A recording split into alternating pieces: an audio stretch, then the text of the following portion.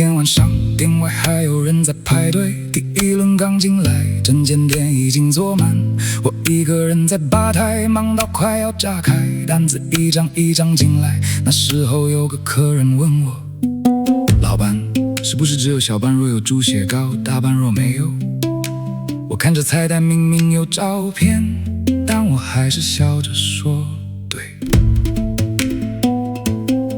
没多久他问能不能合照，我说晚点不忙可以过。没几分他又冒出一句：老板，你们都是素食吧？那一秒我心里的火差点冲出来。你刚刚不是才问我猪血糕的事吗？但我什么都没说，假装没有听到。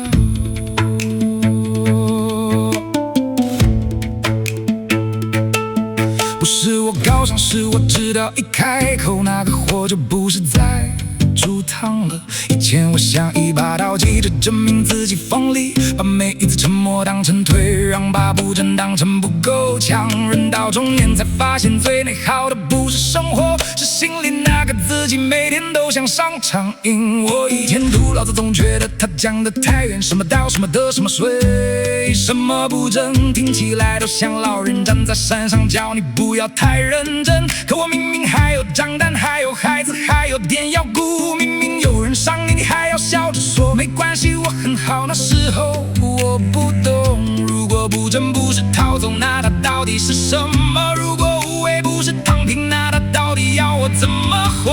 后来我才知道，那些更早的版本不是从头开始，是从的开始。不是先站到天上看见宇宙，而是先回到人间看你怎么活，你怎么开口，怎么收手，怎么在上瘾的时候没有把自己也一起输掉。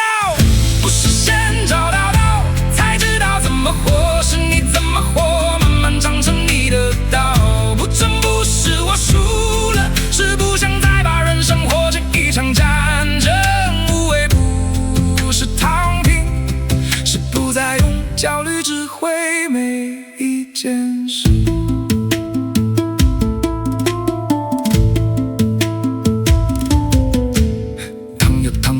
面有面的火候，你越急越乱，越想控制越被控制。那天晚上我把碗推出去，把火转小，那一刻我才明白，不争不是认输，是我终于不想再把每一个人都变成对手。